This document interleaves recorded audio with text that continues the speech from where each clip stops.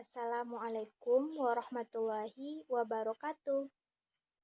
Baiklah, kami dari kelompok 6 akan membahas materi tentang komunikasi humas yang beranggotakan 1. Eliatul Zikra dengan NIM 19301023, yang kedua Hafiza Eldibra dengan NIM 19301033, dan saya sendiri Halimatus Sa'adiyah dengan NIM 19103034. Baiklah, materi pertama yaitu komunikasi sekolah dengan masyarakat. Komunikasi tentang pendidikan kepada masyarakat tidak cukup dengan adanya informasi verbal saja. Informasi tersebut perlu dilengkapi dengan adanya pengalaman yang nyata yang ditunjukkan kepada masyarakat agar timbul citra positif tentang pendidikan di kalangan masyarakat.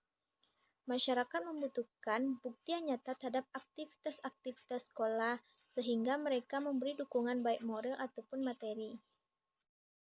Komunikasi antar sekolah dengan masyarakat akan terjalin dengan adanya keterkaitan satu sama lain, yaitu masyarakat berpartisipasi dalam meningkatkan pendidikan di sekolah. Dengan adanya kerjasama tersebut, maka komunikasi antara sekolah dengan masyarakat akan terjalin dengan baik, karena pihak sekolah melibatkan masyarakat dalam pendidikan sekolah. Baiklah, saya Eliatul Zikra dengan NIM 1930103023 akan membacakan materi selanjutnya, yaitu proses komunikasi sekolah dengan masyarakat. Proses komunikasi sekolah dengan masyarakat terbagi menjadi dua, yaitu secara tidak lisan dan secara lisan. Dalam secara tidak lisan terbagi menjadi tiga, yaitu buku kecil pada permulaan tahun ajaran, yang kedua pamflet, yang ketiga berita kegiatan murid. Pada buku kecil pada permulaan tahun ajaran, yaitu yang berisikan tentang tata tertib, syarat-syarat masuk, hari-hari libur, dan hari-hari efektif. Pamflet merupakan sebaran informasi yang biasanya berisi tentang sejarah sekolah tersebut, staf mengajar, fasilitas yang tersedia. Yang ketiga, berita kegiatan murid. Berita ini dapat dibuat sesederhana mungkin pada selembaran kertas yang berisi informasi singkat tentang kegiatan-kegiatan yang dilakukan sekolah dengan dibagikan berita kegiatan murid tersebut.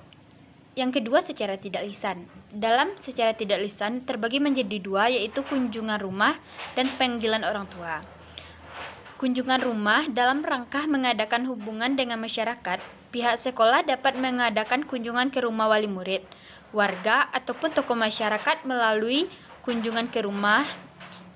Dalam kunjungan ini akan mengetahui masalah anak di rumahnya. Apabila setiap anak diketahui problemnya secara totalitas, maka program pendidikan akan lebih mudah direncanakan untuk disesuaikan dengan muridnya.